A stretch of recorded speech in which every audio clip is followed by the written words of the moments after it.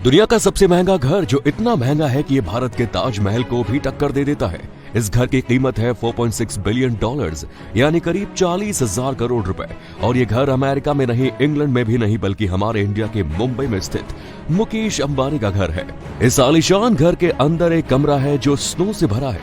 इसमें 168 luxury cars का garage है और 3 हेलीपैड्स हैं। मूवी देखना हो तो टीवी या स्मार्टफोन पर नहीं, आराम से मूवी थिएटर में बैठकर देख सकते हैं। और आइसक्रीम खाने के लिए पूरा आइसक्रीम पार्लर ही बनाया हुआ है।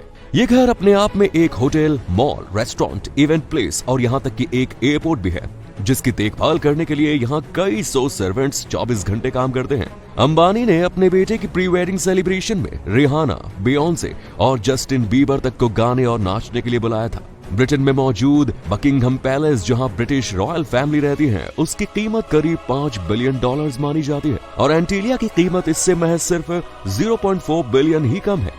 इसका शेप ऐसा लगता है जैसे किसी बच्चे ने ब्लॉक पीसेस को एक के ऊपर एक रख दिया हो। इसकी हाइट 173 मीटर्स है और इसमें 9 हाई स्पीड एलिवेटर्स लगे हैं। लेकिन सरप्राइजिंगली इसकी इतनी लंबी हाइट के बावजूद एंटीलिया में सिर्फ 27 फ्लोर्स हैं, जबकि इतनी हाइट की बिल्डिंग्स में नॉर्मली 60 फ्लोर्स होते हैं। ऐसा इसलिए क्योंकि एंटीलिया के ज्यादातर फ्लोर्स पर सीलिंग्स काफी ऊंची है। साथ ही इसको एक ऐसे डिजाइन किया गया है कि ये बिल्डिंग मैग्नीट्यूड 8 तक के अर्थक्वेक को आराम से झेल सके। हैरानी की बात यह है कि मुकेश अंबानी की फैमिली सिर्फ ऊपर वाले 6 फ्लोर्स पर रहती है। नीचे के 6 फ्लोर्स तो उनकी 168 लग्जरी कार्स के लिए पार्किंग स्पेस ही बनाया हुआ है, जिसके बाद 7th फ्लोर पर उनकी कार्स के लिए एक सर्वेंट सेंटर है और यहाँ कार्स को ऊपर तक ले जाने के लिए भी लिफ्ट लगी है। अब जैसा मैंने आपको पहले ही बताया, यहाँ 3 हेलीपैड्स हैं, यानी चाहे अंबानी फैमिली हो या मेहमान, उन्हें एयरपोर्ट तक जाने की कोई जरूरत नहीं। बेसिकली इस आलीशान घर को सिर्फ अंबानी फैमिली के नहीं, बल्कि उनके वीवीआईपी गेस्ट्स को भी एंटरटेन करने के लिए बनाया गया है, जिसके लिए यहाँ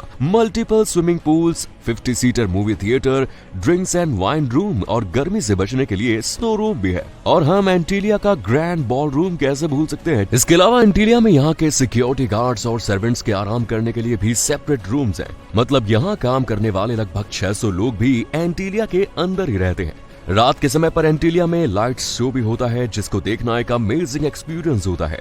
आपको बता दें कि मुकेश अंबानी ने एंटीलिया के अंदर इंडियन कल्चर को शोकेस करने की भी पूरी अरेंजमेंट की हुई है। जैसे यहाँ एक डांस स्टूडियो है जहाँ ट्रेडिशनल परफॉर्मेंसेस होती है और मुकेश अंबानी की वाइफ नीता अंबानी, जो खुद एक ट्रेन्ड डांसर है, वो इसका पूरा ध्यान रखती है। एंटीलिया के 2 फ्लोर्स तो पूरी तरह हेल्थ और वेलनेस को डेडिकेटेड है, जहाँ spa, massage parlour, yoga centres, gym और यहाँ तक कि एक जकूजी भी है। एंटीलिया के 8th फ्लोर पर भगवान गणेश का एक बेहद खूबसूरत मंदिर है, जिसकी सीलिंग क्रिस्टल और गोल्ड से बनी है।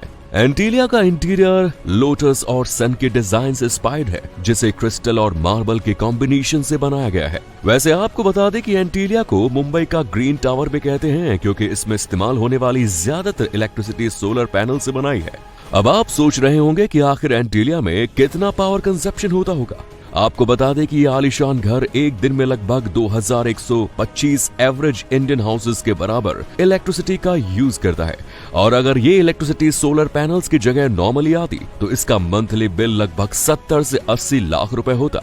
वैसे इस आलीशान घर को क्रिटिसाइज करने वालों की भी कमी नहीं है, क्योंकि ये उस शहर में है जहां एशिया का सबसे बड़ा स्लम धारावी भी मौजूद है और जहां कई लोगों को 2 वक्त का खाना भी नसीब नहीं होता। अब आप इस बारे में क्या सोचते हैं, कमेंट्स में बताएं।